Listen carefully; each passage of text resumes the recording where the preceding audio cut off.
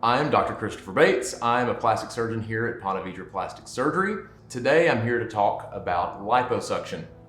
So liposuction is a very broad topic, and I will try to make it as easy as possible. So I have a lot of patients that come in that are interested in what is called body contouring, whether it's just to give them a little more shape, or if it's a little pocket of fat or an area that is bulging that just bothers them that they just can't seem to work out, whether it's doing exercises or it's just always been there. Sometimes people are just born with certain areas that are a little bit larger than they would like. And again, most people will come in and they'll say that they've been working out for a long time and they just can't get this area to get better.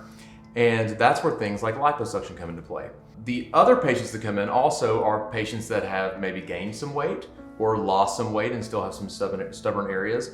Or the particular patient is, let's say, a mother that's had children, or somebody that throughout time has again gained a little bit of weight, but they're not quite a candidate for more invasive procedures like a tummy tuck or the mommy makeover like we've talked about previously. So the ideal patient that comes in is someone that really they do have just some extra fat in whichever area is of concern for them, and they have good skin turgor or very little skin laxity, meaning that their skin is basically tight, and I know that once I do liposuction that they will very likely that their skin will shrink in and stick and have a really nice contour afterward.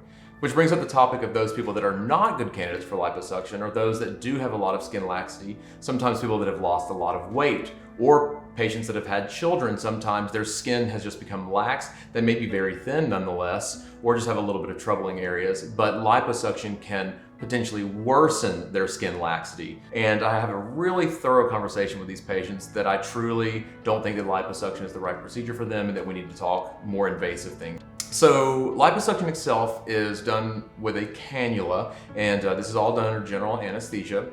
There are sometimes exceptions when there are small areas that can be done under local anesthesia, but typically everything you're asleep for. And we use a cannula insertion site with a little tiny poke hole, depending on the area involved, and we basically infiltrate with some local anesthetic that helps numb the area as well as decrease bleeding. And we use a liposuction cannula to suck out the fat. People may wonder where liposuction can be performed. It really honestly can be performed almost anywhere. Obviously, depending on your troubling areas, the amount of skin laxity, and of course our knowledge of the body's anatomy, which areas of skin are more likely to become lax versus others.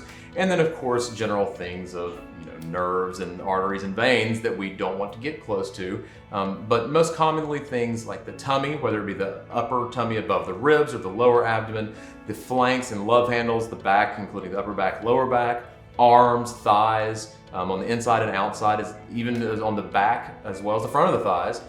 Banana rolls, as some people call the little roll that sometimes forms under the buttock. Really, you can get liposuction anywhere. Liposuction, it's not that easy. You have to recover from it. People think because it's less invasive than surgery with cuts that they're just going to kind of bounce back immediately. And don't get me wrong, people bounce back pretty quickly, but there's a lot of upkeep involved. And most notably, compression is super important. I can't emphasize that enough with my patients, because I always tell them 50% of the job is me doing the lipo, and the other 50% is them being very good with their compression.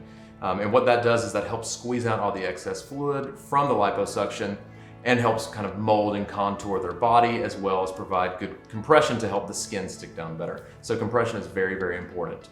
Another portion of this is that their actual recovery takes a good 3+ months, sometimes up to 6 months for the swelling to completely resolve. So I'll have a lot of people come in saying I still look bloated, or after I've been working out, I get more bloated. This is very common for swelling to wax and wane, particularly for the first 3 to 6 months, and then it usually kind of subsides after all of that. So these are just kind of basic expectations after liposuction.